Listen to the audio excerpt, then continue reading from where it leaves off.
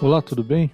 Bem-vindo ao People e Papos. Eu sou Rafael Meyer e esse é o meu podcast, que busca aproximar temas relacionados à gestão de pessoas e desenvolvimento pessoal e profissional de cada vez mais pessoas. Quando eu comecei o projeto, uma das coisas que mais me motivou a falar sobre esse tema foi justamente ver que, geralmente, o tema gestão de pessoas era só visto por empresas maiores. E desde que eu comecei a estudar sobre isso não fazia muito sentido para mim. Cada vez eu fui conversando com pessoas e profissionais da área que me mostraram que isso não era verdade, pois mesmo às vezes não chamando de gestão de pessoas, as práticas estavam lá. Os treinamentos, o desenvolvimento, a busca de qualidade de vida das pessoas, enfim, muita coisa estava presente também na cultura das pequenas empresas. E no episódio de hoje eu converso com o Marcelo Pinazza. Ele é empresário e está à frente de algumas empresas, e ele viu o quanto a gestão de pessoas pode se transformar em resultados se for pensada desde cedo pelas empresas. Então, se você gostar do episódio, já nos segue lá no Instagram, @pipoepapos, e compartilha esse episódio com seu líder, seu chefe, seu sócio, ou com algum amigo que pode gostar desse conteúdo. E agora vamos lá pro papo.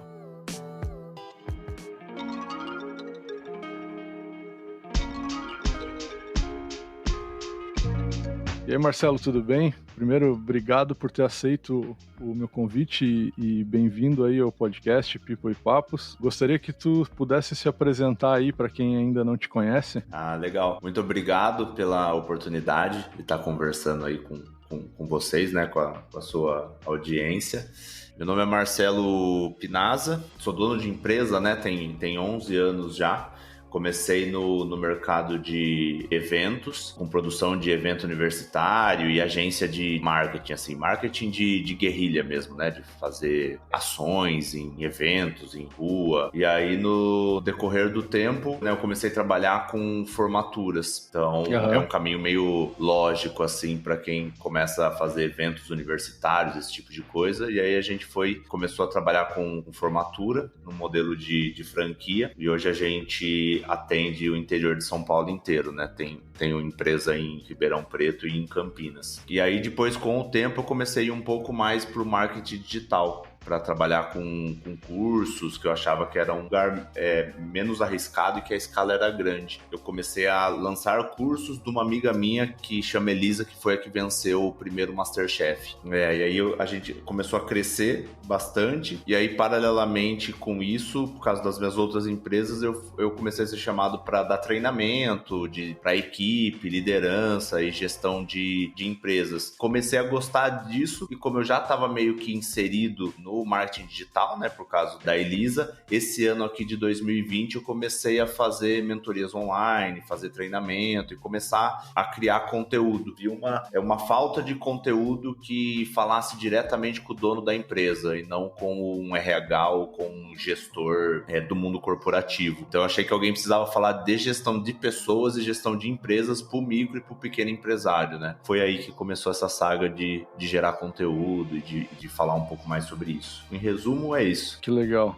Então, a tua área é bastante do marketing, aplicado para o marketing digital, mas no fim das contas, a empresa é empresa, né, Marcelo? Aplicável para qualquer empresa. Então, você consegue conversar com o empresário diretamente, não importa muito o ramo, né? Sim, eu sempre falei de uma forma bem genérica, mesmo porque o marketing digital, por enquanto, ainda é um hobby, né? A minha empresa mesmo, grande parte do meu faturamento vem de empresas físicas, né? Que são essas minhas duas empresas, que é onde tem funcionário, onde coisa. As outras estou estruturando agora, né? O da Elisa já está bem estruturado, mas esse de treinamento, mentoria, eu estou fazendo eu mesmo no tempo livre aí, né? E bom, cara, começando então a gente falando de gestão de pessoas para o empresário, então esse é um tema que eu gostaria de chamar, e o título do episódio vai puxar para isso. Começando já direto no assunto, a gente sabe que o grande contexto hoje do empresário,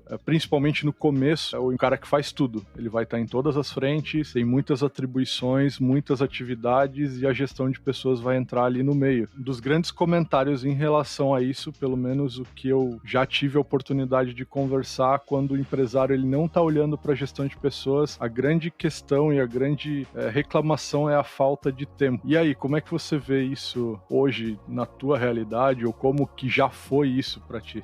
Eu acho que sempre vai ser um problema de tempo, né? Porque tudo acontece dentro desse tempo que a gente tem para alocar as tarefas, porque na verdade é sempre um jogo de quanto tempo eu tenho e que eu coloco nesse tempo, né? Acaba sendo sempre isso. Mas o que eu vejo e o que muitas vezes as pessoas não notam é que tudo vem de pessoas, né? O problema ou é você ou as pessoas que você contratou.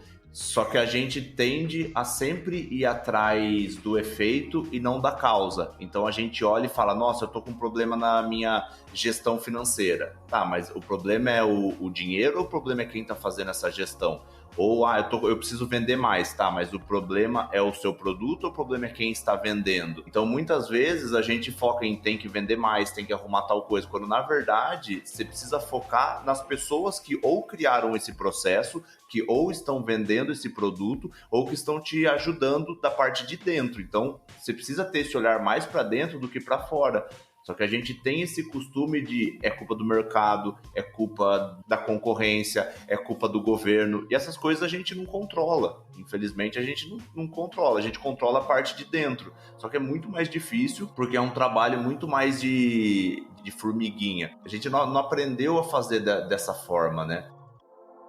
O que eu vejo bastante é que toda empresa tem 3 fases, né? Tem a primeira fase, que é quando ela montou a empresa, que precisa se provar e se sustentar. Então a pessoa foca 100% na venda. E é isso mesmo que tem que fazer. É exatamente esse caminho. Então foca na venda, na venda, na venda. Chega um momento que não dá conta de fazer sozinho e precisa trazer gente. E aí a coisa começa a ficar bagunçada. E é nesse momento que as pessoas se perdem, porque qual que seria a terceira fase? A terceira fase é quando você desenvolve as pessoas e essas pessoas já têm maturidade para criar processos, para te ajudar com algumas partes de gestão, e aí você começa a ficar livre para pensar no que realmente é importante. Mas a maior parte das pessoas, como a coisa dá certo nessa primeira fase, quando chega na segunda, acha que ainda a solução é trabalhar mais, que ainda a solução é vender mais, quando na verdade a solução parte de você organizar o que você já tem, para que você possa ir para esse terceiro nível, onde as pessoas te ajudam a crescer, porque senão você vai ser esse lobo solitário, que sua empresa cresce, mas aí você tem que trabalhar 15, 16 horas por dia. E eu sei porque eu já passei por isso. Quanto mais eu trabalhava, milagrosamente mais a empresa crescia. Só que o que acontece? Quanto mais a empresa cresce, mais coisas importantes aparecem. E quanto mais coisas importantes aparecem, mais você vira o gargalo da sua própria empresa. Porque só você está treinado para resolver as coisas importantes. E aí você é o teto do seu próprio crescimento. Aí você fica 5 anos sem tirar férias, aí você trabalha até um momento que ou você não tem resultado ou você infarta. Acaba acontecendo isso. A saúde, daí eu vi até em um dos seus conteúdos que você fala assim, beleza, você aguenta ali trabalhar 16 horas por dia, mas e daqui a 2, 3, 4, 5 anos, né? Será que o corpo não vai cobrar isso de volta de ti? Exatamente. E ainda eu converso bastante hoje num contexto do mundo digital. Então eu uso o exemplo de 2 anos justamente por causa disso. Porque as coisas acontecem muito rápido. Mas para quem tem... Eu fiquei 6 anos sem tirar férias. Então, para quem é físico, para quem trabalha no mundo físico, isso é muito mais crônico, porque a pessoa tem gente que consegue ficar 10, 12 anos nessa, vendendo almoço para pagar janta, sabe? Então, chega uma hora que às vezes é irreversível. Se você só perder 2 anos da sua vida e aí fazer alguma coisa, beleza. O problema é quem perde 10, 12, 15... né? E agora pergunto, você falou que passou por isso já de não tirar férias. Teve algum momento que foi uma virada de chave para que você pensasse diferente e daí começasse a olhar a gestão de pessoas, o desenvolvimento das pessoas para que o negócio fluísse de uma forma melhor para você fazer de fato o papel do empresário? Ou isso foi um processo? Como é que foi para ti? Cara, eu vou ter que contar uma mini historinha. Um dos motivos de eu estar tentando ensinar as coisas é para que as pessoas não aprendam com os próprios erros. Porque assim, tudo que eu aprendi, infelizmente, ou felizmente também, foi pelo fato de alguma coisa ter dado muito errado. Então, por exemplo, quando a gente, lá em 2011, 2011, a gente fechou um projeto de marketing com uma multinacional, uma empresa muito grande, um projeto que eram 3 moleques, né? Tipo, eu e meus 2 sócios, e um projeto de quase 2 milhões, assim, do nada caiu no nosso colo. Do nada não, né? A gente fez um projeto legal, só que essa empresa, ela não confiou na gente para fazer a gestão, obviamente. Então ela contratou um terceiro de São Paulo para fazer a gestão e a gente só fazia a operação. No final da história, esse terceiro deu calote nessa multinacional, deu calote na gente, aí a multinacional contratou a gente direto, a gente já com esse calote, e daí a multinacional levava 180 dias para pagar a gente. E aí a gente ficou devendo quase R$1 milhão,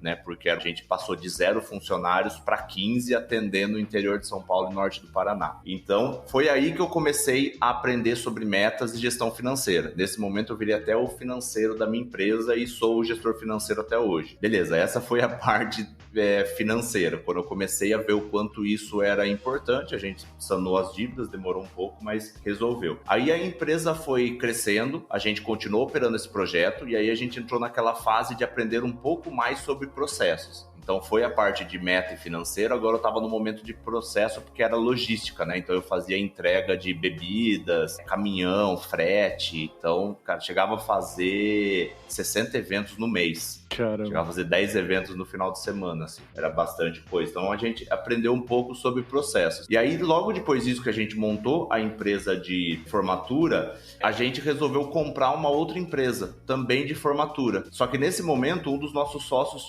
tinha saído, foi trabalhar com outras coisas. E ficou só eu e mais um. Só que a distância das empresas era 250 quilômetros. Então, nesse momento, a gente descobriu que, cara, não dá mais pro sócio fazer o operacional. Porque antes o que acontecia? Você botava gente de qualquer jeito, se essas pessoas saíssem, você ia para a operação lá, resolvia o problema. Agora, com 2 empresas longe, isso não era possível. E aí, o que a gente notou? A gente notou que cada empresa, como ele ficava numa empresa e eu ficava em outra, mesmo ela sendo a mesma empresa e fazendo a mesma coisa, cada empresa estava crescendo de uma forma diferente. Então, a gente começou a estudar sobre cultura de empresa. A gente começou a montar essa cultura. Cara, foi super legal, a nossa empresa deu uma guinada, só que 50% das pessoas da nossa empresa saiu, porque a gente focou muito na cultura. Daí ou a pessoa não queria mais trabalhar lá, ou a gente tinha que desligar, porque realmente a gente só queria que tivesse os nossos valores e a gente entendeu que isso faz parte. E aí o que aconteceu? A gente aprendeu isso mais da gestão de pessoas e de cultura,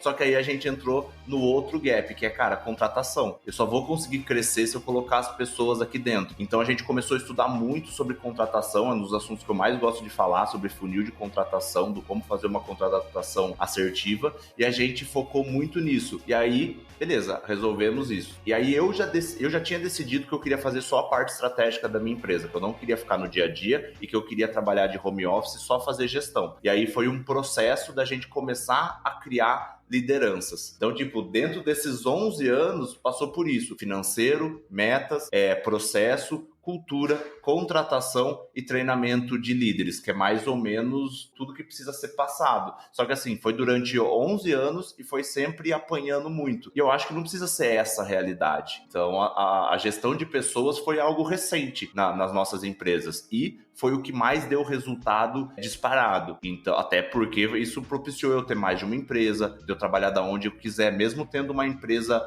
física que fatura bastante e que tem 20 funcionários, entendeu? Então é por isso que eu resolvi falar sobre isso. Mas é um passado recente, são coisas desde 2018, final de 2017, 2018, que a gestão de pessoas entrou firme na minha vida, assim, como empresário. Legal. 2 pontos, cara, que você falou, eu queria que a gente pudesse aprofundar um pouco mais. Você falou em relação ao momento que vocês resolveram se aprofundar na cultura da empresa. Hoje a gente vê que tem várias empresas que usam a cultura organizacional, que é missão, visão e valores, somente como um quadro na parede. Vocês resolveram fazer isso de uma forma diferente? Como é que foi esse processo, assim, panorama geral de como que isso funcionou para que desse aquele resultado de algumas pessoas não terem o fit e aí vocês acabam demitindo e outras saindo por conta própria, né?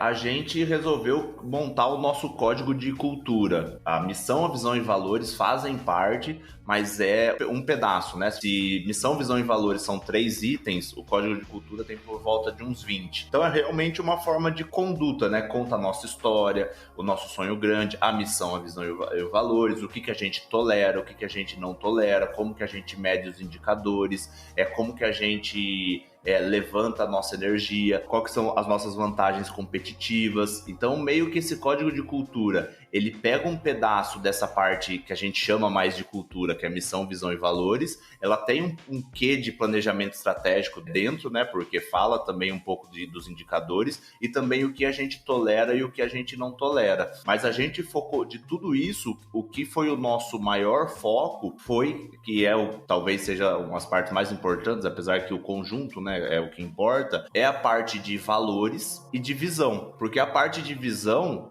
não a visão do jeito que eu vejo que muitas empresas fazem de colocar propósito ou sonho grande, mas uma visão realmente mensurável, né, com prazo e aonde a gente quer chegar, porque isso foi o que cascateou todas as nossas metas, então isso foi fundamental. E principalmente a questão dos valores, porque foi os valores que a gente teve o maior trabalho, que foi um reflexo realmente dos sócios, e que a gente usa para o nosso funil de contratação, porque a gente faz fit cultural, e o que todos os feedbacks da empresa, as reuniões, a gente bate muito nisso. Aí a gente criou várias ferramentas, várias formas da gente garantir que a cultura, né, os valores estavam sendo seguidos. Então isso começou a dar esse resultado. E por que as pessoas saíram? Porque normalmente a gente erra nesse ponto. A gente vê os valores, a gente pensa, cara, quais são os valores que a minha empresa precisa? E aí a gente coloca satisfação do cliente, resultado, sei lá, a gente coloca alguma coisa que a gente acha que é legal. Só que, na verdade, a empresa é sempre um reflexo do dono. Não só a empresa, como a liderança como um todo, né? Eu sempre falo para as pessoas que eu treino que, cara, você quer saber como tá a sua equipe? Olha no espelho. É exatamente isso. E a empresa é esse reflexo do dono. E aí, quando a gente, em vez de criar valores que a gente achava que era legal para a empresa, a gente começou, eu escrevendo os meus valores e o meu sócio escrevendo os valores dele, a gente viu que era exatamente as coisas que a gente vivia no dia a dia. Tanto que se eu falar os valores da minha empresa para qualquer pessoa que me conhece, a pessoa vai falar, é você. Aí. Então, isso acabou ficando orgânico. E como fica orgânico, só para não ficar também muito subjetivo, um dos nossos valores é melhoria contínua, porque eu sou muito fã do PDCA, eu gosto muito de estudar. Então, as pessoas, todo mundo tem plano de desenvolvimento interno na minha empresa, todo mundo é estimulado a ler livro, a gente faz dinâmicas que as pessoas têm que ler. Então, o que acontece? A pessoa que não gosta de estudar, automaticamente sai. Por quê? Porque esse é um valor muito importante para mim e para o meu sócio, o estudo. Então, é difícil alguém que não gosta de estudar ficar lá dentro. A pessoa engana uma vez, né? Ou se engana. E não tem problema, essa pessoa vai se dar bem em outro lugar. Ela só não encaixa no meu modo de trabalhar. E é isso que atrai pessoas ou expulsa pessoas. Só que quando eu tinha uns valores, né, que eram valores mais amplos, no sentido satisfação do cliente, esse tipo de coisa, pode ser o valor de algumas empresas, eu não vivia aquilo. Então, como eu não vivia, virava essa placa que você falou, entendeu? Porque, cara, ninguém vive isso aqui, que diferença faz? Agora, quando a gente forçou valores que a gente vive, fica muito mais orgânico. E aí as pessoas ou se atraem ou se afastam. E aí o jogo começa a mudar, entendeu? Então, realmente a cultura, ela acaba sendo essa pedra fundamental para montar toda a estrutura do resto, porque no planejamento estratégico, quando você participa de um planejamento, a primeira parte é essa missão, visão e valores, e disso sai todas as metas, se desdobram todos os objetivos, seja de faturamento ou não. E uma coisa que você falou também eu achei bem legal, sempre pensei que a cultura organizacional, pelo menos esse objetivo, ele precisa ser top-down, ele precisa representar o que os donos querem ou o que eles são, né, para que isso reflita uma verdade e algo que seja orgânico, como você falou, e não fique só um quadro bonito com palavras bonitas lá na parede, e quando você vai entrar lá na empresa, você vê que realmente é só um quadro ou é só algumas palavras que são bonitas, você não consegue entender aquilo. Uma consultor de planejamento estratégico que eu já participei de algumas sessões com ele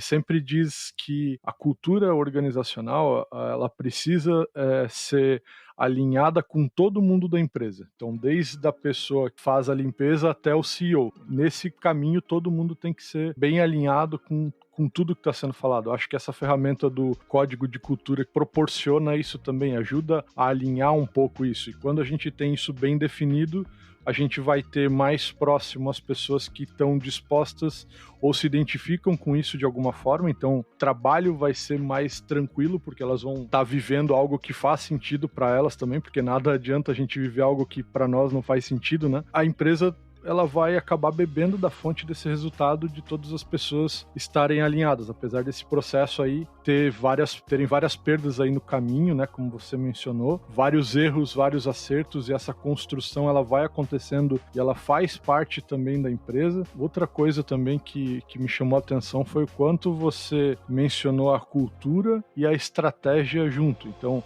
gestão de pessoas ela está totalmente atrelada à tua estratégia. Tudo que está sendo feito na empresa, ele tem gestão de pessoas envolvidas, seja no desenvolvimento das pessoas, no desenvolvimento dos líderes, na contratação, que você falou que é uma das partes que você mais gosta de fazer. Então, de verdade, isso faz parte da estratégia da empresa.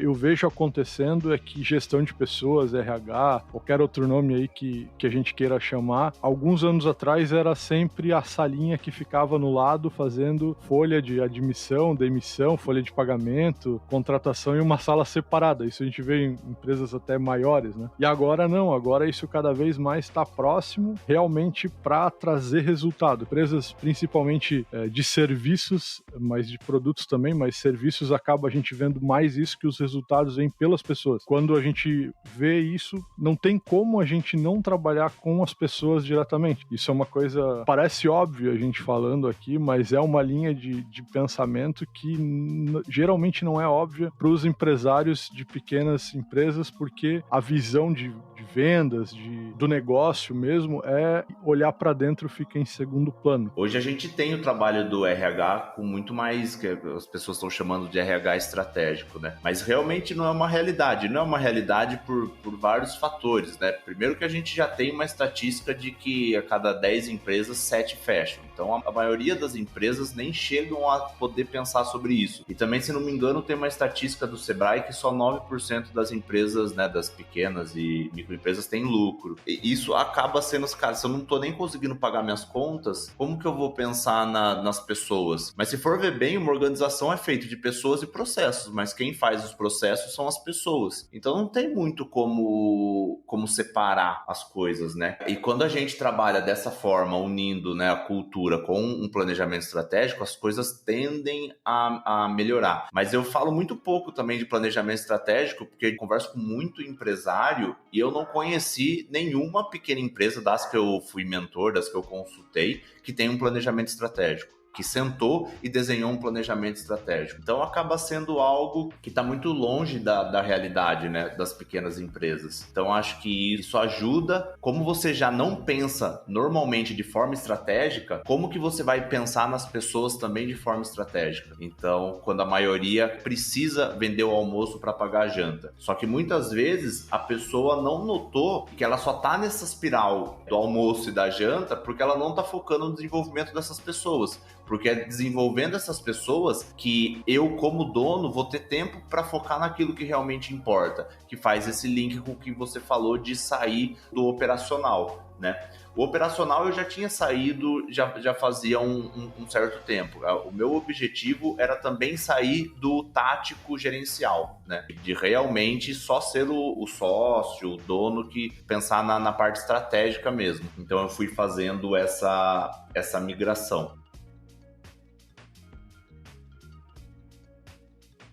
Chegou num momento que você viu que a atividade operacional você não poderia mais fazer e foi feito um processo para desenvolverem outras lideranças, treinar essas equipes, que isso também é o espelho dos donos da empresa. Então esse desenvolvimento ele é o espelho do que você é, do que você quer também para a empresa. Como que acontece esse processo de formação de líderes para ti hoje? O que você acha que são características que apontam que aquele cara pode ser um bom líder, ou você acha que o líder já nasce pronto? Como é que funciona isso na tua realidade hoje?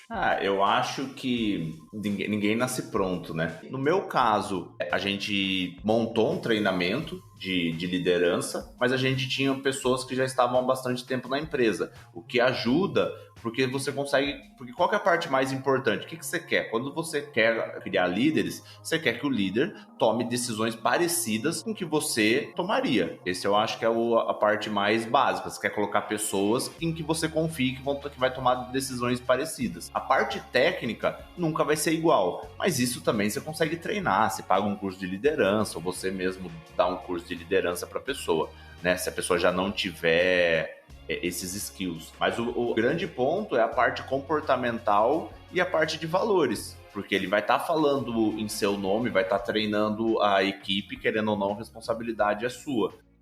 Então, quanto mais, no meu caso, como essas pessoas já estavam há um tempo na empresa, já tinha sido mais fácil de eu validar essa questão cultural, né, de valores e competências. E aí foi mais fácil, porque o treinamento é muito mais focado em skills de liderança, do como gerenciar a equipe, do como criar plano de ação, do como usar algumas ferramentas, do como dar um feedback, fazer delegação, fazer algum desses pontos um pouco mais técnicos e ferramentais da liderança também, né?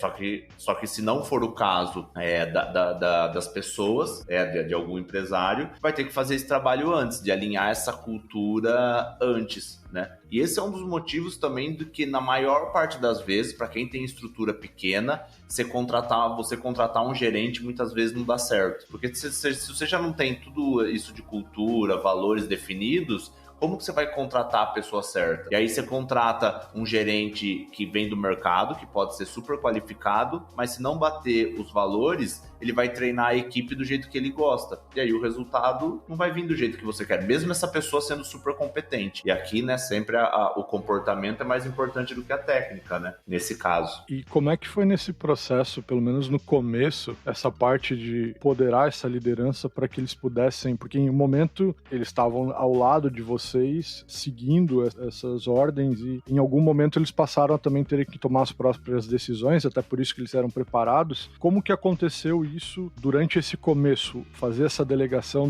das decisões? Houve esse medo de eles não fazerem o que vocês estavam esperando? Ou teve que ter um desapego? Ou foi delegar e acreditar e é isso que deve seguir? Como que foi esse processo no começo da liderança, dessa passagem de bastão para os líderes novos, né, que não são os donos, né? Foi bem complexo, assim, que foi um tempo que no começo eu sou meio metódico com as coisas, eu tinha feito um planejamento de quase 2 anos para criar essa liderança, e aí eu contratei, né, uma consultoria, participei de uma imersão presencial, e depois você tinha a opção de contratar um business coach, né, um treinador, assim, mais focado para business, né, sei que o termo coach não é dos mais bem vistos hoje, mas tipo, é um business coach, é um treinador, como se fosse, porque não chega a ser um consultor, porque ele não fala o que você tem que fazer, acaba fazendo o papel de mentor, e no mundo corporativo chama business coach, é super comum isso, né? E essa pessoa sempre me falava, mas cara, o que te impede de fazer esse processo de liderança mais rápido? E daí eu falava, é porque eu preciso organizar. Daí a pessoa sempre me falava uma frase que eu nunca esqueço, mas isso é uma verdade absoluta ou é uma crença limitante sua? Tipo, da onde você tirou que precisa levar 2 anos? Da onde você tirou que precisa ser tão planejado? E aí a gente começou a acelerar para fazer. Então, em 3 meses estava pronto esse processo ao invés de 2 anos. Só que muita coisa acabou não dando certo. Primeiro, porque eu fiz errado,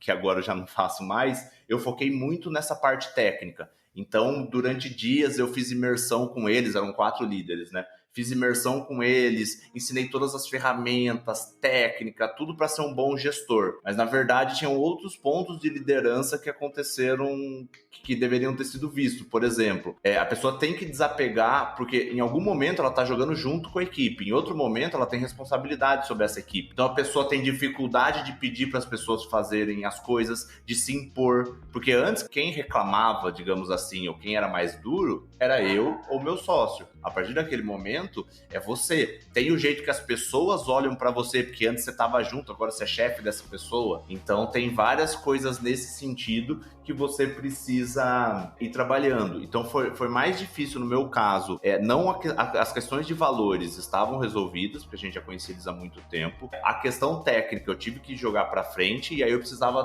trabalhar as questões comportamentais. Aquele mudança do tipo, você não pode ir lá e fazer, se agora você precisa treinar as pessoas para fazer. Porque como eles vieram todos do operacional, qualquer problema que deu, a pessoa arregaça as mangas e vai fazer. Só que o que acontece? A equipe não cresce junto. O resultado é entregue, mas nesse momento tem um viés mais de treinador e desenvolvimento do que só a coisa ficar pronta, porque senão as pessoas acabam não crescendo e, na verdade, eu tenho líderes que, na verdade, estão fazendo o mesmo cargo que já faziam antes. Então, isso foi algo que demorou um pouco mais.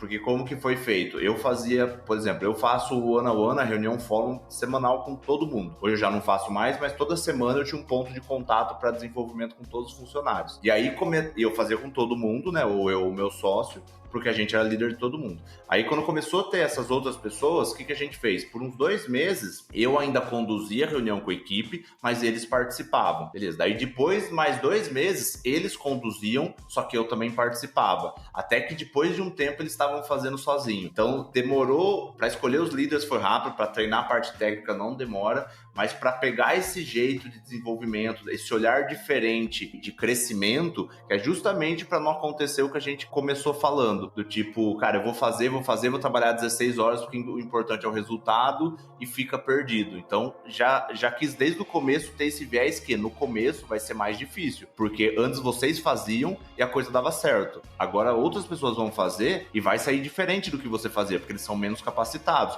Só que o seu trabalho não é lá e fazer para garantir que seja bem feito, é treinar eles para que uma hora eles façam bem feito. Então essa virada de chave é a mais difícil, ao meu ver, quando a gente fala de liderança. É porque a tendência é o microgerenciamento, que pessoas podem até chegar nos mesmos resultados, mas elas vão fazer de uma forma diferente. Eu vejo exemplos de líderes que, inclusive, fazem fiscalização no e-mail que a pessoa manda e acaba reclamando de fonte no relatório ou de tamanho da fonte no relatório. Então, são coisas que não vão dar resultado, não vão ajudar a desenvolver as pessoas. Fica preso ainda a liderança. Não é uma liderança de verdade, né? As pessoas vão acabar tendo um cargo diferente, fazendo a mesma atividade, porque não tem esse espaço para poder se desenvolver. Eu vejo que é talvez uma das coisas mais difíceis, né? Como você mencionou, essa vivência, e até que agora eu não faço mais desse jeito, porque tem as questões ali do cara que era o colega e agora é o líder e tem essas questões, você também não tinha passado por isso, né? Então foi um aprendizado disso acontecer e agora já está implementado nesse processo de desenvolvimento de liderança, vamos dizer assim, para que isso não aconteça de novo, ou pelo menos esteja mapeado nesse processo para que aconteça de uma forma focando nesse desenvolvimento, né? Porque pensando agora no operacional que está virando líder, existe uma série de conflitos, né? Em relação ao mindset que era de operação, para que agora ele comece a desenvolver as pessoas e esperar que os resultados venham pelas pessoas e não ele fazer o resultado para as pessoas. Com certeza.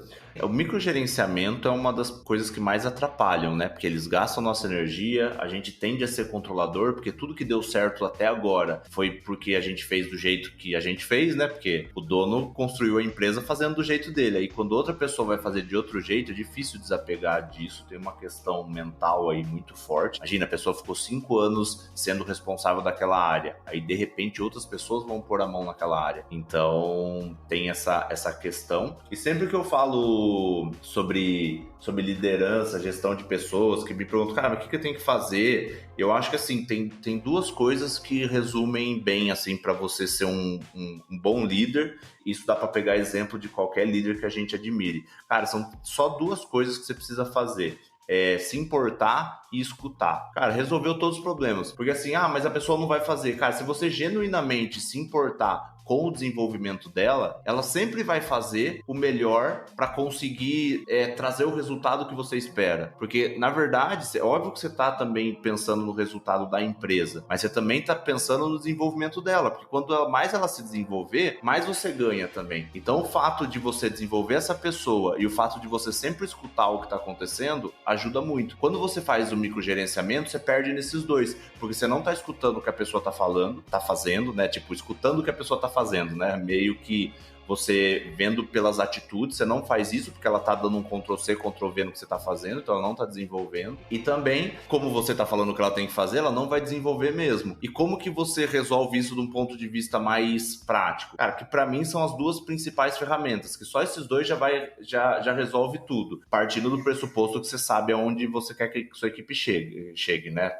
Vamos supor aqui que a cultura tá resolvida. Quais são os dois pontos principais? Cara, delegação e feedback. Você resolve todos os seus problemas com isso. Por quê? Delegando, você desenvolve essa pessoa, né? E dando feedback, você corrige rota. Só que o que acontece? As pessoas não sabem dar feedback, tanto feedback quanto delegação. Existe um método para fazer isso, tanto que as minhas duas aulas mais vistas do meu canal do YouTube são de delegação e de feedback. E é exatamente porque as pessoas não sabem como dar um feedback, existe uma estrutura e um método para isso, as pessoas não sabem delegar. E também existe uma estrutura, um método e um roteiro a se seguir para você delegar. E aí tem as duas confusões. As pessoas dão uma opinião achando que é um feedback, opinião é opinião, feedback é feedback, e a pessoa acaba delargando achando que tá delegando. Então simplesmente joga a bomba na mão da pessoa e acha que a pessoa vai fazer. Só que você não dá feedback para corrigir rota e você não soube delegar, e aí você fica com aquela impressão que se não for eu que vou fazer, não vai estar feito da qualidade que eu queria. E aí o que acontece? Se centraliza de novo. E aí cada vez mais você vai centralizando e cada vez você deixa de desenvolver o seu funcionário. O que acontece? Seu funcionário vai ficando cada vez menos capacitado, você fica trabalhando cada vez mais tempo. E aí você entra nesse ciclo que a coisa não cresce, porque você fica nesse loop. Quanto mais cresce, mais tarefa você tem, menos seu funcionário é desenvolvido. E menos você tem tempo para desenvolver eles. E aí fica nesse paradoxo que é o que leva a maior parte das empresas estagnarem, né? É exatamente isso. E no fim, menos resultado, né? E aí a gente já sabe qual que é a tendência aí da maioria das empresas, como você trouxe a estatística aí no começo, né? Exatamente. E aí o que acontece? A empresa quebra e aí a pessoa fala, quebrou por quê? Quebrei por gestão financeira. Ou pior, eu quebrei porque não vendi. Cara, você não quebrou por causa disso. Você quebrou porque você não teve capacidade de focar no que é importante. Por quê? Porque ninguém te ajudou a fazer isso. Porque você tentou fazer tudo sozinho e aí você não teve tempo para focar no que é importante. Pode ser que foi por causa da parte financeira? Pode ser que foi por causa da parte de venda? Sim. Mas, cara, quem que não conseguiu focar nisso? Foi você. E por que você não conseguiu focar? Provavelmente porque você não contratou, não delegou, por causa de uma série de outros fatores, né? Com exceção daquela pessoa que é só ela e realmente nunca contratou ninguém e a coisa quebrou. Mas aí pode ser porque, né, não existe milagre para produto ruim. Sim. Daí não passou daquele primeiro nível que você também comentou, né? De se consolidar, de vender para se consolidar no mercado, exatamente. E uma das coisas que eu vi no seu conteúdo, eu queria trazer essa discussão para cá em relação à consciência de quanto custa uma reunião para a empresa. Uma das coisas que o pessoal mais reclama é reuniões que poderiam ser um e-mail. Esse é um dos grandes problemas aí da produtividade do escritório, é que as pessoas têm muitas reuniões e às vezes quando acaba uma reunião eu vou precisar fazer outra reunião para discutir o que foi falado naquela reunião, e aí a gente fica nesse ciclo do escritório que nos preenche de reuniões, e hoje com videochamadas, né? Eu queria que você pudesse falar um pouco em relação a essa produtividade e a reunião nesse contexto de escritório, porque a gente não coloca às vezes na ponta do lápis quanto custa uma reunião para a empresa. Às vezes não parece nada porque já está todo mundo pago, é só o tempo, né? Mas quanto esse tempo reflete lá para o resultado da empresa também. Tem muita coisa interessante nesse tema. Por muito tempo foi o tema que eu mais estudei. Eu fui muito viciado em produtividade, assim, muito de andar com um caderninho anotando as coisas que eu comia para ver o quanto aquilo influenciava no meu desempenho, sabe? Tipo, fui muito assim. E aí eu descobri uma coisa interessante. Faz bastante tempo já que eu tava trabalhando 16 horas por dia e falei, cara, eu tenho que trabalhar menos, tenho que ser mais produtivo. E aí o que aconteceu? Eu comecei a estudar muito sobre produtividade e deu super certo. Comecei a trabalhar muito menos, fazer tudo que eu tinha que fazer trabalhando muito menos. Só que mesmo assim as coisas não aconteciam. E aí o que eu descobri? Que, cara, não é só a produtividade, é também as tarefas que você escolhe fazer. É por isso que hoje eu falo bastante sobre produtividade, mas eu também falo sobre a questão de você escolher tarefas estratégicas, né, gerenciais ou operacionais. Porque o que acontecia? Eu tinha mais tempo, mas continuava fazendo as tarefas operacionais. E aí a empresa não crescia. E não era agora porque eu não tinha tempo, era porque eu estava escolhendo as tarefas erradas. Por que eu tô falando isso? Porque isso tem a ver com reunião. Muitas vezes a reunião, você escolheu uma tarefa errada para fazer. E aqui tem 2 pontos. Primeiro, a produtividade da equipe é uma responsabilidade do líder. A produtividade da pessoa que trabalha para você não é uma responsabilidade dela, é uma responsabilidade sua. Você precisa ajudar essa pessoa a performar, porque se você chamar ela para uma reunião, ela vai para a reunião. Se você pedir para ela fazer alguma coisa num sistema que leva 2 horas para carregar, ela vai fazer isso. Então é uma responsabilidade sua de ver essa produtividade com uma equipe, criar regras, fazer esse tipo de coisa. E no caso da reunião, é a mesma coisa. E dá para você fazer uma conta simples. Pega o quanto o seu funcionário trabalha no mês. Então vamos supor que ele trabalhe 40 horas por semana. Pega o quanto ele ganha e divide pela quantidade de horas. Aí você vai saber o quanto custa a hora dele. E aí você faz a mesma coisa com a sua hora, que normalmente é a hora mais cara. Aí quando você coloca 5 pessoas para fazer uma reunião de 2 horas, vê o quanto ficou de dinheiro. Se nada foi resolvido, é por isso que eu digo bastante que toda reunião tem que ter um check-in e um check-out para garantir que as coisas vão ser resolvidas ali. Se não tiver isso, é fácil fazer a conta. Então cada reunião sua, você está perdendo muito dinheiro. E a gente acha que toda reunião é uma sessão de brainstorm. Então a gente quer convidar todo mundo, a gente anda pelo escritório e chama as pessoas que estão paradas. A gente vai falar do novo projeto, quer vir ver? E quando você vê, você colocou 15 pessoas, que 10 não precisavam estar lá. E aí é dinheiro indo pro ralo. E aí depois você reclama que as pessoas não estão performando bem,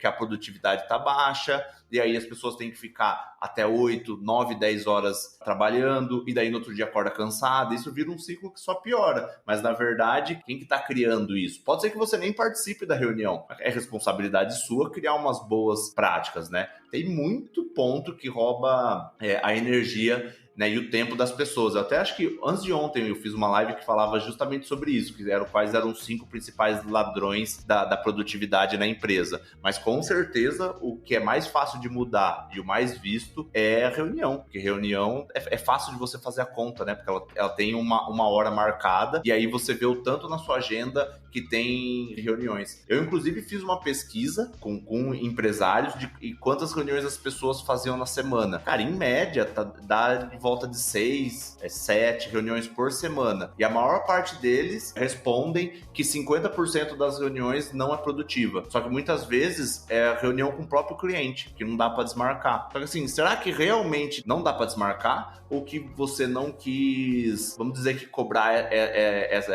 essa briga? Será que você não consegue mostrar para o seu cliente que se não fizesse aquela reunião daquela forma, o que melhoraria a performance? Você não consegue provar para ele com o resultado? Em vez de fazer 10 reuniões na semana, você começa a fazer 3. Cara, o que dá para fazer com 5 horas a mais na sua semana? Com 5 horas a mais na minha semana, dá para fazer muita coisa. Dependendo de quem for, com 5, 6, 7 horas na semana, o cara monta outro negócio. O cara coloca outro produto para rodar, o cara contrata uma outra pessoa, o cara ajeita um processo. Olha o tanto de coisa que dá para fazer com esse tempo que você economizou. E até falando do empresário, principalmente, que às vezes consome muito mais tempo do que uma jornada regular de trabalho, ele poderia ficar com a família, poderia fazer um exercício, poderia fazer alguma coisa que vai impulsionar também na produtividade de uma outra forma, né? Uma forma física, uma forma de saúde mental, e não precisaria estar sobrecarregado com 5 horas a mais, pelo menos 1 hora por dia, né? A gente tem aí a menos, né? Não, com certeza, essa conta... E tem um livro do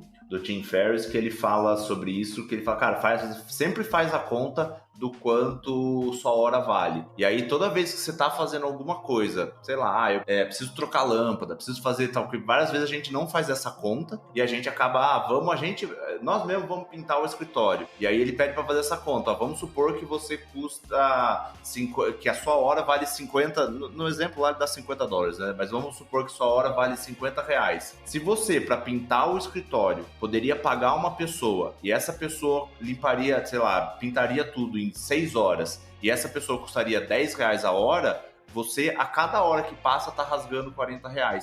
Porque a sua hora vale 50, você poderia pagar alguém para fazer aquilo, você pagaria R$10 a hora. Então, nesses R$40 que faltou, que você pagou, você tá rasgando. Então, provavelmente, se você usasse essas 6 horas para pintar, para fazer outra coisa, você ia retornar mais financeiramente para sua empresa do que pintando. Só que muitas vezes as pessoas não fazem a relação de economia de dinheiro com economia de tempo. O que eu ganho em produtividade? Então, não, mas, cara, se eu pintar em 6 horas, na verdade, você vai levar muito mais que isso. Mas vamos supor que você pinta na mesma rapidez. Se você pintar 6 horas, você vai pensar, cara, mas eu economizei 200, 300 reais.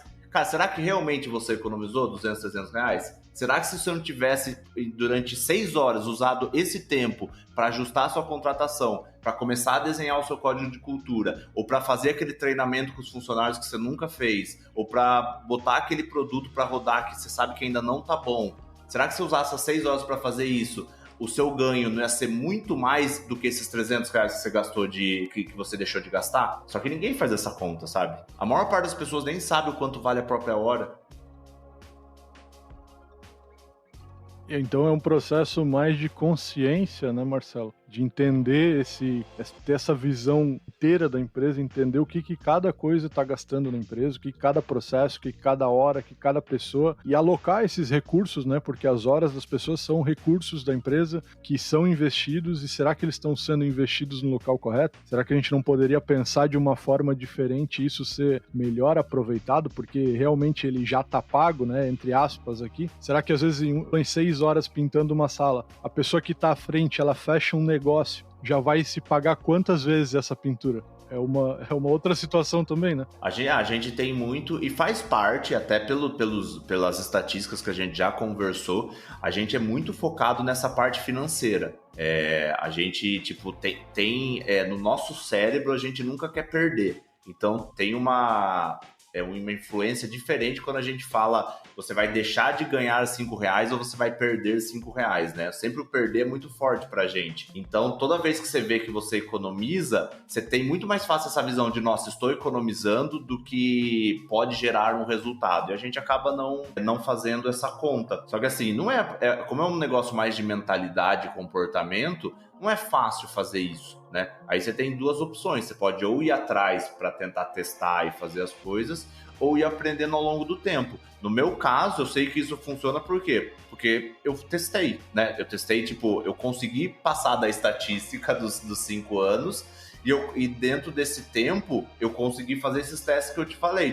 Eu me tornei mais produtivo, só que eu vi que não dava resultado. Então eu descobri que o importante não é só a produtividade, mas sim o que você faz com esse tempo. Comecei a escolher melhores as tarefas. Aí começou a dar certo. Aí eu comecei a ver que eu influenciava na produtividade da minha equipe. Começou a dar certo. Então, várias coisas que eu fui fazendo, eu fui notando que vai dar certo. Eu tento compilar e mostrar para as pessoas isso. Só que não é um negócio intuitivo. Daí, ou a pessoa tem que acreditar no que a gente está falando, ou ela tem que testar. Só que para quem está sempre com a corda no pescoço, você acha que realmente vai testar? Se o cara não sabe se vai fechar a conta no final do mês, você acha que ele vai pensar que essa economia de 300 reais de pintar poderia gerar lucro para ele? Não, ele vai simplesmente pegar e pintar, ele não vai nem pensar nisso.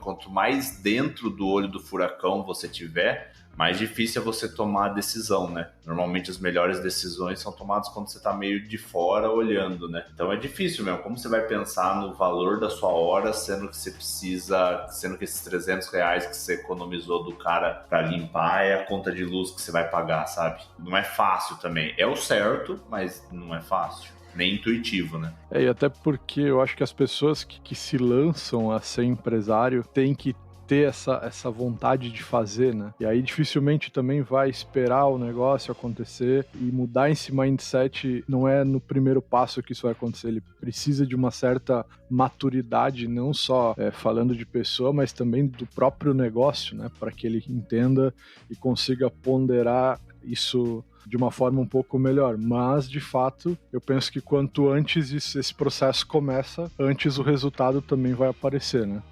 Isso também a gente tá falando numa realidade da pessoa que tá sem tempo, né? Que já tá trabalhando, porque lógico que quando você começa, que você nem tem cliente, nem nada disso, dá pra você pintar o seu escritório, dá pra você colocar as prateleiras, dá pra você fazer tudo isso, porque você tem tempo sobrando, né?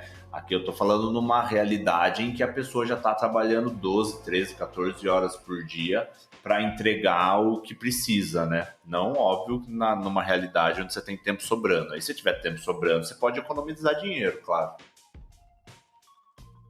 Bom, cara, eu não poderia também deixar de levantar esse ponto, que é agora o contexto pós-coronavírus, que algumas coisas mudaram. Para várias pessoas, o home office começou a ser uma realidade. Para vários líderes, o home office, a gestão remota também começou a ser uma realidade. Isso eu penso que vem de encontro com o que a gente estava conversando um pouco antes em relação ao desenvolvimento das lideranças, o momento do desapego, aquela cultura do microgerenciamento.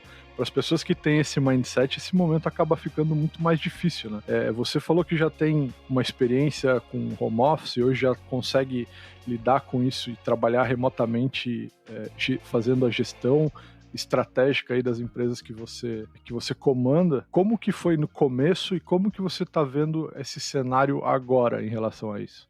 Eu acho que assim, no meu caso foi algo programado, né? Então, e hoje em dia já não, né? Isso aí foi imposto para as pessoas, né? Tipo, agora vocês estão em home office, então já prejudica pelo fato de nada ter sido programado. Do ponto de vista prático, assim, o que muda agora nesse momento de home office? Primeiro, nunca foi tão importante se falar de processo, né? E aqui eu vou falar da parte mais de gestão do home office, não do que todo mundo já sabe, você tem que se vestir para trabalhar, você tem que saber esse tipo de coisa, já acho que a maior parte das pessoas já pesquisaram sobre isso. Mas nunca foi tão importante processo, porque é isso que vai evitar o microgerenciamento. Porque se você já está acostumado a microgerenciar, porque você não acredita que as pessoas estão fazendo as coisas, imagina agora que as pessoas estão longe. Se elas não tiverem um processo para seguir, você vai ter muita dificuldade. E outro ponto que é importante também é a parte da comunicação. É o processo, é a comunicação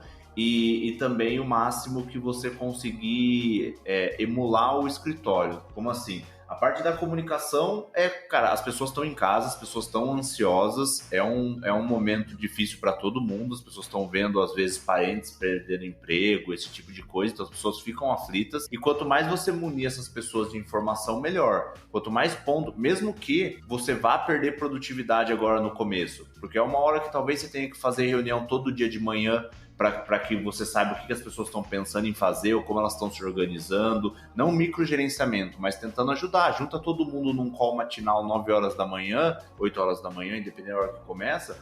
Abre a câmera, vocês estão com dificuldade, o que vocês vão fazer hoje? Conversa, fala das realidades, fala como é que tá as contas da empresa, fala como é que tá o faturamento, fala os planos que você tem. Você pode pensar, cara, mas se eu falar que eu tô no vermelho, eles vão ficar desesperados. Com certeza, eles já devem estar desesperados, porque eles já sabem se está vendendo ou se não está vendendo. Então, o fato de você abrir o jogo e falar assim, estamos no vermelho, só que eu estou pensando nisso, pode amenizar essa ansiedade. Quanto menos tiver ansiedade, provavelmente melhor eles vão trabalhar. Então, esse é um ponto importante da comunicação, manter muito a comunicação das claras, ter vários pontos de contato. E o outro ponto é o máximo você tentar emular o escritório, né? Então, no escritório, a pessoa estava do seu lado, você conseguia chamar ela.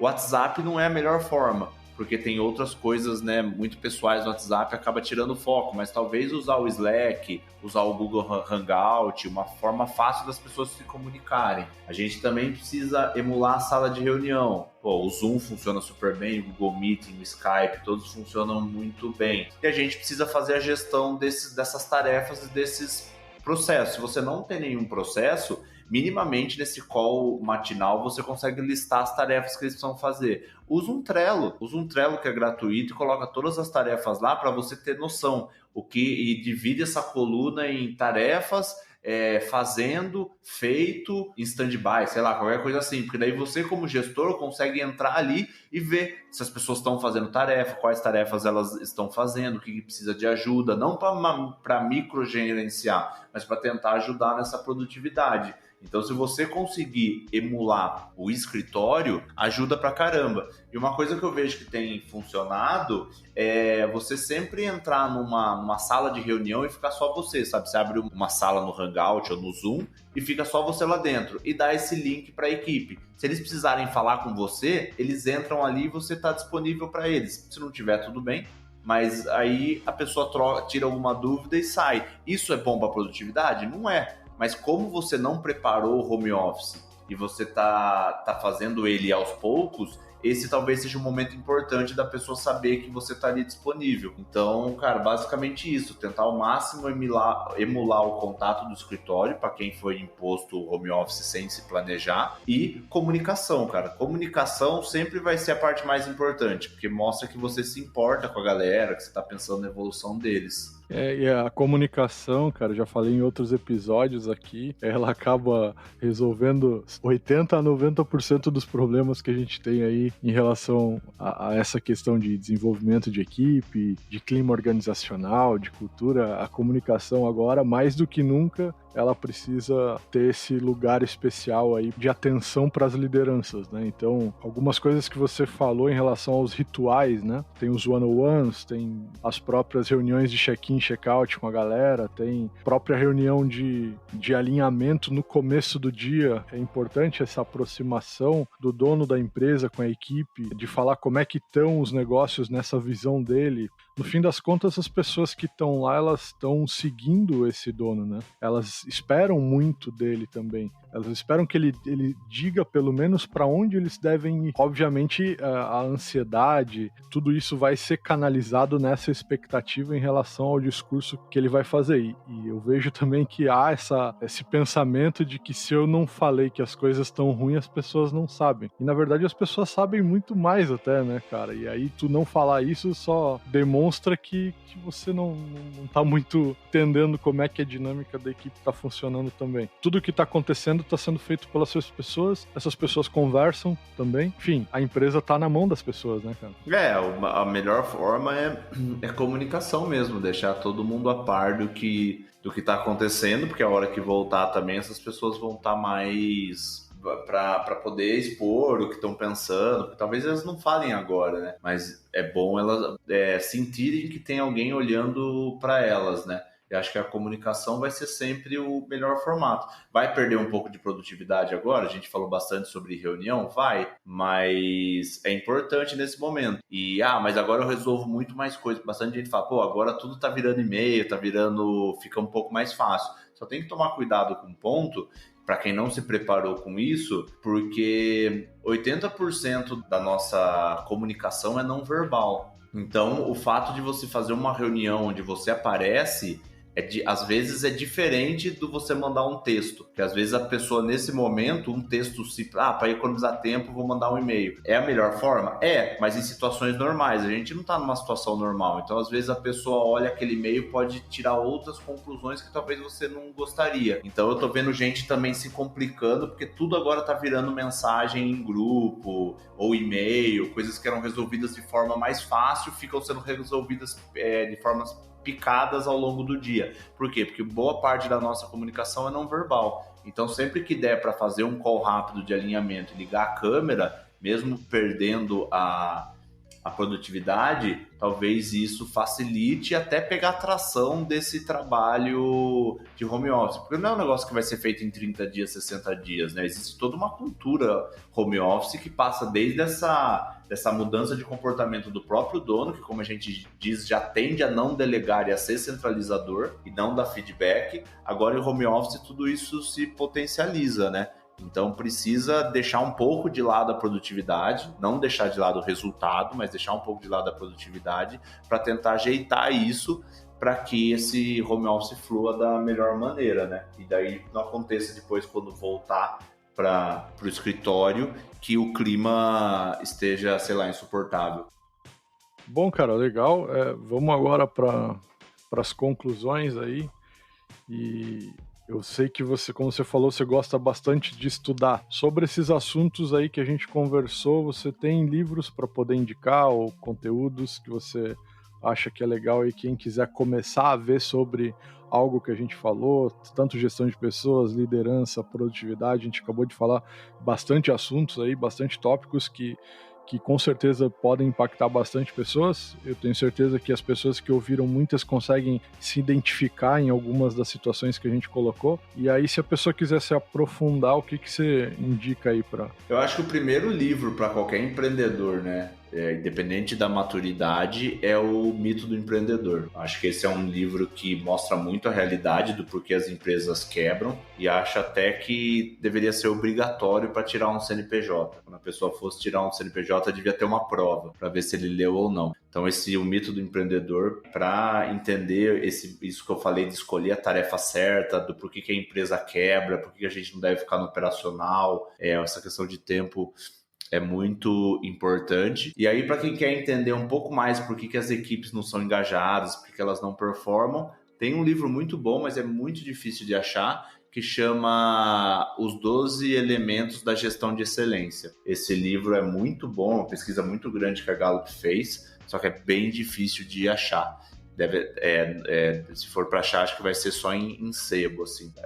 Mas acho que esses livros são legais para quem quer se aprofundar um pouco mais sobre liderança também. Um livro legal é Os Líderes se Servem por Último, do Simon Sinek. É um livro bem legal que ele mostra desde questão hormonal e de como a civilização veio evoluindo e por que a liderança é tão importante e como a gente funciona. Então é muito legal. Acho que esses livros aí já estão bem servidos. Legal. Também vou adicionar um livro aí que eu vi que em uma dos seus conteúdos você falou, que é a relação dos 5 desafios das equipes. Para entender um pouco, é uma leitura que eu acho bem fácil, porque ela fala em um formato de história sobre os desafios das equipes em ambientes corporativos. É uma história, porém, ela traz bastante esses conceitos que a gente falou em relação à liderança, até para não só o gestor, o líder, mas também o dono da empresa entender a dinâmica das equipes, né? De como que isso funciona. Eu sei que no livro ele fala sobre uma empresa um pouco maior, mas eu acredito que a gente, com um pouquinho de esforço, consegue adaptar para a nossa realidade.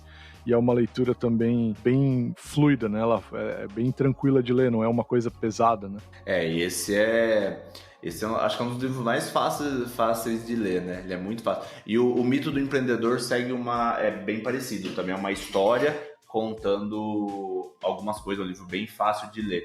Mas esse que você indicou vale a pena, assim. É um livro com um pouco mais de estrutura, né? Para quem tem um pouco mais de funcionário, que algumas coisas que já acontecem. Mas para quem já tem, sei lá, 3, 4, 5, né, funcionários, acho que vai servir, já começa a servir bem, porque essa dinâmica se aplica bastante. E também é muito fácil de ler, né? Dá para ler num dia. Bom, cara, obrigado aí pela tua participação, Marcelo. O conteúdo foi muito bacana. A gente passou por vários tópicos super importantes. Tenho certeza que quem ouviu até aqui está saindo um pouco melhor do que quando começou. Eu gostaria de deixar esse espaço para você também falar como é que as pessoas conseguem te encontrar aí nas redes, falar um pouco do conteúdo também que você produz, que está aí ao acesso de todo mundo. Pode também aprofundar alguns tópicos que a gente conversou aqui no podcast. Legal. Cara, para me encontrar, o jeito mais fácil é no Instagram, marcelo.pinaza, mas todas as minhas redes são iguais. No YouTube também é Marcelo Pinaza, o meu site é marcelopinaza.com.br. Então, mas onde eu mais, não necessariamente onde eu mais gero conteúdo, mas tudo é divulgado no Instagram, né? Então, agora eu tô fazendo uma sequência de lives lá. Eu já fiz umas 15, agora eu tô fazendo de novo, vou fazer mais 11, né? Hoje é a sexta. E elas ficam disponíveis lá, né? Porque eu não sei quando as pessoas vão estar escutando, né? Esse podcast. Mas elas estão disponíveis todas no meu IGTV, eu também subo elas no meu canal do YouTube. Então, digitando Marcelo Pinaza com 2Z, em qualquer lugar já me encontra. Chegamos ao fim de mais um People e Papos. Se você ouviu até aqui, eu espero que tenha gostado. Não esqueça de nos seguir lá no Instagram, @peopleipapos, para não perder os próximos episódios e conferir os anteriores, se você ainda não ouviu. E não esquece de compartilhar com alguém que possa gostar e se interessar por esse conteúdo. Isso é muito importante se você quiser que a gente continue o projeto. Obrigado e até o próximo.